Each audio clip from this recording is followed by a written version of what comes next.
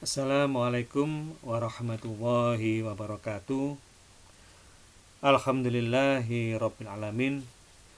Berjumpa lagi di pertemuan kesekian, yaitu kita akan membahas materi yang memang belum kita terima di kasus-kasus sebelumnya. Jadi untuk hari ini saya hanya menginformasikan materi-materi yang memang perlu saya sampaikan, artinya memang tidak ada yang belum ada di materi sebelumnya. Jadi untuk pembuatan nama rekening sama dengan pembuatan nama nomor rekening di kasus-kasus sebelumnya.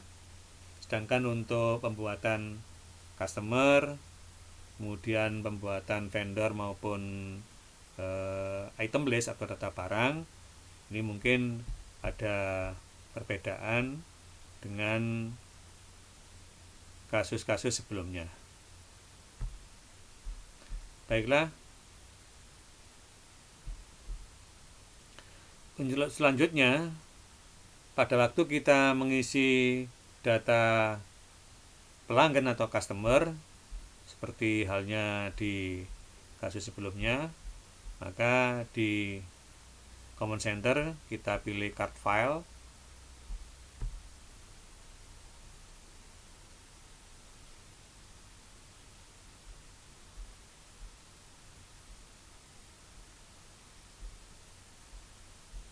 kemudian kita ke card list. Setelah itu di tombol tab Anda arahkan ke customer. Karena memang saya sudah membuat data customer, maka saya langsung akan mengklik nama customer yang akan kita isikan. Sedangkan untuk adik-adik pilihannya adalah new. Nah, setelah ada adik pilih new, kemudian masuk. Nah, di sini adik-adik ketikkan yaitu nama toko rezeki sesuai dengan data yang ada di soal. Kemudian destination-nya Anda atau adik-adik pilih perusahaan atau company. Kemudian card ID isikan C1. Demikian juga untuk alamat Jalan Hati-Hati, Kota Malang, state atau provinsi Jatim, kode pos, country Indonesia. Kemudian untuk PUN 1 ini kita isikan sesuai dengan soal, yaitu kita isikan 0341 0341, kemudian nomor teleponnya 7803 kali 78903 kali. Kemudian untuk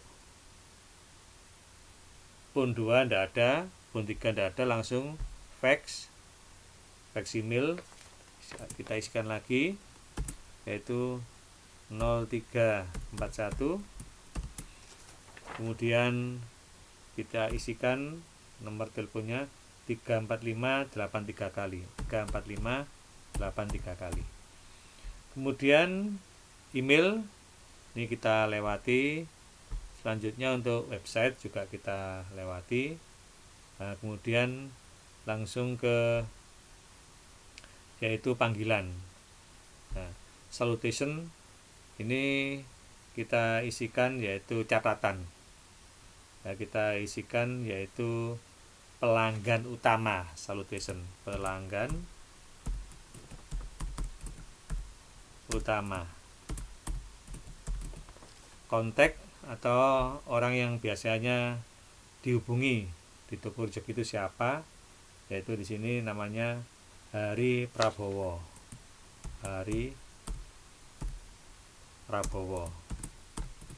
Jadi nanti adik-adik bisa membuat data customer lainnya sama dengan membuat data customer yang sekarang saya buat. Selanjutnya setelah kita mengisi untuk profilnya, kemudian kita masuk ke card detail. Card detail tidak ada data yang perlu diisikan, langsung ke selling detail. Selling detail sama dengan kasus sebelumnya, untuk text code-nya kita isikan NT, kemudian Fritz text code-nya juga NT. Nah, kecuali untuk syarat untuk penjualan, nah, karena customer ini berhubungan dengan pelanggan, berarti kita menjual. Maka untuk syarat sesuai dengan syarat yang ada di Indonesia, maka untuk termin atau syarat 210 N 30 itu maksudnya adalah apabila pelanggan melunasi dalam jangka waktu 10 hari paling lambat dari tanggal transaksi, itu akan mendapatkan potongan 2%. Kemudian pihak pelanggan itu akan diberi waktu paling lambat melunasi 30 hari. Begitu maksudnya. Nah, kemudian untuk pengisian dengan syarat, payment is due-nya ini kita klik tombol panah ke bawah atau drop down. Nah, ada diisikan, yaitu yang ketiga, in a given of day. Nah, kemudian diskon D, maksudnya kita diminta untuk mengisi sesuai dengan soal berapa jumlah hari untuk mendapat potongan. Nah, di sini jumlah harinya masing-masing berbeda. Kebetulan di toko rezeki jumlah hari untuk mendapat potongan itu kita isikan 10. Nah, kemudian balance due, jangka waktu terakhir pelunasan sesuai dengan soal, yaitu N30. 30-nya kita isikan di balance due D. Kemudian persen diskon for early payment, sesuai dengan soal pula, bahwa potongan kalau kita mendapatkan pelunasan kurang dari 10 hari dari tanggal transaksi, maka pihak pelanggan akan mendapatkan potongan 2%. Kita isikan 2%. Nah, setelah itu selesai, oke. Nah, kemudian untuk mengisi saldo awal sama dengan pengisian saldo awal di kasus sebelumnya, yaitu masuk ke setup, kemudian masuk ke balance, kemudian masuk ke customer, kemudian kita pilih toko rezeki, kemudian kita pilih add cell, kemudian kita isikan sesuai dengan data yang dibutuhkan. Demikian seterusnya, itu cara mengisi data customer, data vendor. Caranya sama. Jadi yang berbeda mungkin adalah termin atau dengan syarat. Itu mungkin yang perlu saya sampaikan. Nah, selanjutnya, setelah kita mengisi semua data customer maupun data vendor, berikutnya kita akan mengisi data barang atau item list. Nah, untuk data barang, ya, jadi kita masuk ke inventory, kemudian ke item list. Kebetulan juga saya sudah membuat untuk data barang. Maka untuk data barang yang pertama, CPU, ini kalau untuk adik-adik pilihannya new. Nah, karena saya sudah membuat, maka saya tinggal mengklik. Nah, kemudian nanti adik-adik mengisikan item number C1, name CPU, dan seterusnya. Jadi untuk yang di sini harus diperhatikan, karena untuk punyanya adik-adik otomatis isinya masih 0 atau kosong. Kemudian setelah itu adik-adik klik di baris I buy this item, diklik, I sell this item, diklik, kemudian I inventory this item juga diklik. Nah, setelah muncul tanda centang 3 ini, maka untuk cost of sales-nya ini harga pokok itu adik-adik isi, yaitu harga pokok komputer komponen. Kemudian kalau sudah penjualan, untuk penjualannya juga kita isikan penjualan komputer komponen. Kemudian untuk persediaan barangnya juga diisikan persediaan barang komponen. Nah, kenapa di sini pakai komponen? Karena barang yang dijual oleh PT Widyacom itu ada dua macam. Ada komputer dalam bentuk paket, satu kesatuan. Ada komputer yang kita jual secara bagian. Ya, misalnya kita menjual berupa hard disk, kita menjual berupa keyboard, kita menjual berupa monitor. Nah, itu kita memilihnya adalah komponen. Sedangkan kalau kita menjual komputer dalam satu perangkat, misalnya ada monitor, kemudian ada keyboard, ada CPU, maka pilihannya adalah penjualan komputer rakitan.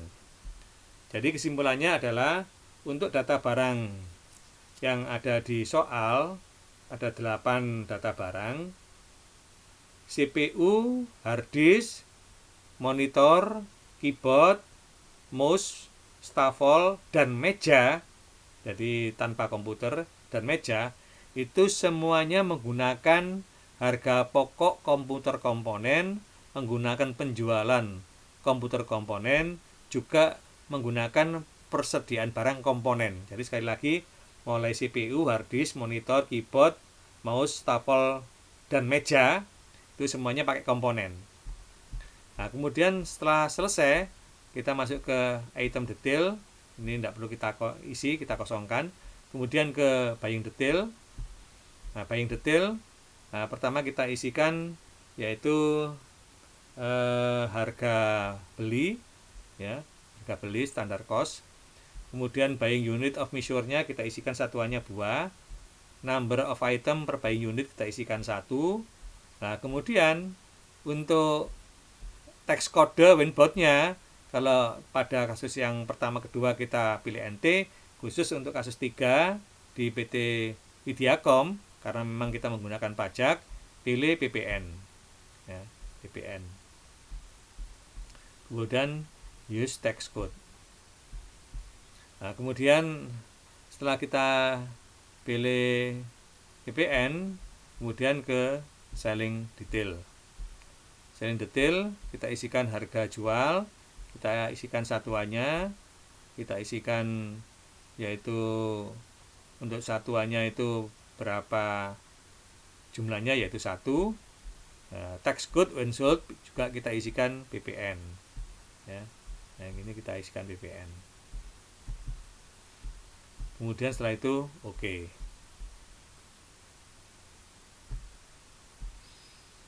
Nah, setelah semua data barang, ya, tadi saya sampaikan bahwa semua data barang kecuali komputer. Jadi untuk komputer cara mengisinya juga sama.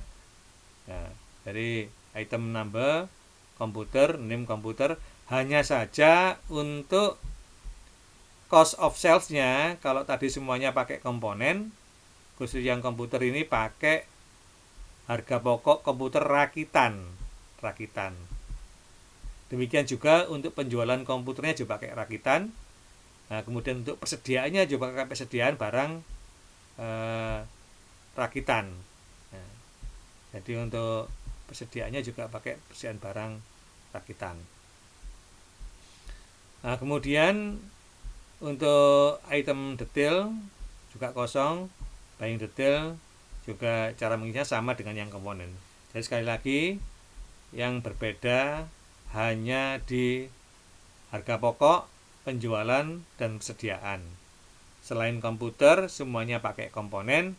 Khusus komputer, nama barang komputer itu pakai rakitan. Nah, kemudian selanjutnya kita oke. Kemudian untuk mengisi saldo awal barang, ya seperti yang sudah pernah kita pelajari di kasus 1 maupun 2. Jadi dari inventory ini kita pilih adjust inventory. Nah, karena saya sudah membuat, maka untuk data barangnya ini saya tampilkan aja. Nah, seperti ini. Jadi setelah adik-adik isikan semua, ya. Jadi mulai dari CPU, ya, hard disk, monitor, keyboard, mouse, stafel, meja, itu semua untuk kolom akunnya itu pakai persediaan barang komputer komponen, ya, komponen. Jadi mulai dari CPU sampai meja itu pakai komponen, Tapi khusus untuk komputer itu nanti akunnya pakai rakitan, ya, pakai rakitan. Nah, kemudian kita perhatikan apabila data yang kita isikan sudah benar, baik jumlah, kemudian harga pokok maupun totalnya sesuai dengan data yang ada di soal. Jadi setelah itu baru kita pilih OK. Nah, demikian adik-adik untuk kasus PT Widyacom yang sedikit berbeda dengan kasus-kasus sebelumnya. Jadi kalau misalnya nanti ada sesuatu yang perlu ditanyakan, bisa nanti ditanyakan melalui media WA. Ya, demikian untuk tambahan materi di kasus 3 PT Widyacom. Jadi selamat mengerjakan. Saya akhiri. Assalamualaikum warahmatullahi wabarakatuh.